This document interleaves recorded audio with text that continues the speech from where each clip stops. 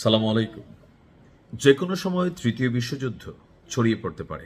আমি যখন এই নিউজটি রেকর্ড করছি, পশ্চিমা 3 দেশ, মানে তারা কিন্তু পুরনো মিত্র, জার্মানি, ফ্রান্স, যুক্তরাজ্য, 3 দেশই মার্কিন যুক্তরাষ্ট্রের সাথে একাত্মতা ঘোষণা করেছে। এমনকি এই যুদ্ধের মধ্যে ওই তাদের মিত্র শক্তিকে বাঁচানোর জন্য তারা সেখানে সম্পৃক্ত হতে চায়।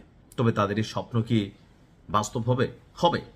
তবে তারা সিদ্ধান্ত নেওয়ার পরপরই ইরান তাদের অবস্থান দেখিয়ে দিয়েছে। ইউরোপের অন্তর্ভুক্ত একটা রাষ্ট্র সাইপ্রাস। সাইপ্রাসের 2টা পার্ট আছে, একটা আছে তুর্কি অন্তর্ভুক্ত সাইপ্রাস, আরেকটা আছে ইউরোপ অন্তর্ভুক্ত সাইপ্রাস।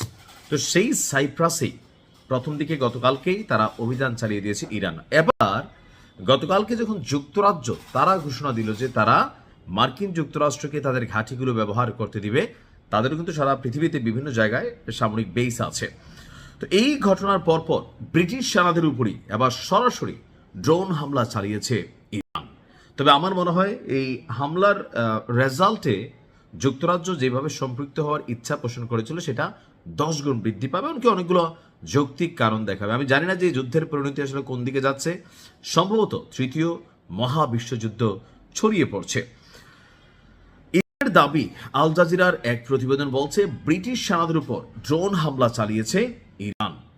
যুক্তরাজ্যের সরকারি মুখপাত্র কনস্টান্টিনোস তিনি বলছেন যে সাইপ্রাসে আক্রোতৌরি সামরিক ঘাঁটির দিকে, অর্থাৎ সাইপ্রাসে যুক্তরাজ্যের যে সামরিক বেস আছে, তো সেখানে একটা বেসের নাম হচ্ছে আক্রোতিরি, সেই আক্রোতরি সামরিক ঘাঁটির দিকে ড্রোন হামলা চালিয়েছিল ইরান।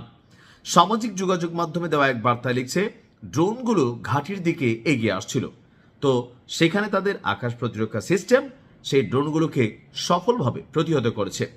অন্যদিকে ইরান বলছে যে সাইপ্রাসে তারা যেই ক্ষেপণাস্ত্রগুলো ড্রোনগুলো ছেড়েছে সেগুলোর ম্যাক্সিমামই ছিল আত্মঘাতী, এমনকি সফলভাবে বেশ কয়েকটি জায়গায় এটা অবতরণ করেছে।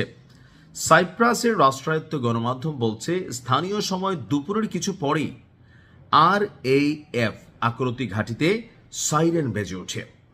বেশি কিছু ঘটার আগে বা ক্ষয়ক্ষতি হতাহতের তথ্য তারা এখানে বলছে না। কর্তৃপক্ষ পরিস্থিতি পর্যবেক্ষণ করছেন বলে জানিয়েছেন। এখন এই মুহূর্তে যদি তারা মারা খায়, তারা কি স্বীকারোক্তি দিবে না। ইরান বলছে সাইপ্রাসের মার্কিন সামরিক ঘাঁটি এবং যুক্তরাজ্যের সামরিক ঘাঁটিকে নিশানা করে ক্ষেপণাস্ত্র ছুড়েছে। আর যুক্তরাজ্যের প্রতিরক্ষা সচিব জন হিলি তিনি বলছেন যে ঘটনার সত্য, আমাদের সামরিক ঘাঁটিকে কেন্দ্র করে বা টার্গেট করে ইরান মিসাইল ছুড়েছে। এই মুহূর্তে দেশটিতে হাজার হাজার ব্রিটিশ সেনা মোতায়েন রয়েছে। আর সেইখানে শুধুমাত্র যে ঘাঁটি আছে তা না, এখানে হিউজ পরিমাণ একটা ব্রিটিশ সেনাবাহিনীর সদস্যরা আছে। ব্রিটিশ সংবাদ মাধ্যম স্কাই নিউজকে দেওয়া এক সাক্ষাৎকারে যুক্তরাজ্যের প্রতিরক্ষা সচিব যিনি আছেন জন হিলি তিনি বলছেন, ক্ষেপণাস্ত্রগুলো সরাসরি আমাদের ঘাঁটিকে লক্ষ্য করে ছোড়া হয়েছিল। এটি প্রমাণ করে যে এই এক শাসন ব্যবস্থার পক্ষ থেকে বাস্তব এবং ক্রমবর্ধমান হুমকি তৈরি হচ্ছে, যা আমাদের পদক্ষেপ নিতে বাধ্য করছে। অর্থাৎ তারা মনে করছে যে দীর্ঘ সময় ইরানের যে রিপাবলিক স্টেট বা ইসলামিক প্রজাতন্ত্রের যে রাষ্ট্র, এই রাষ্ট্রটা একচ্ছত্র ক্ষমতার আওতায় আছে। সুতরাং এখানে ক্ষমতা পরিবর্তন করতে হবে আর এদেরকে সাবধান করতে হবে বা সাইজ করতে হবে। কেন? কারণ এরা যদি টিকা যায় তাহলে অনেকের কপালেই দুঃখ আছে।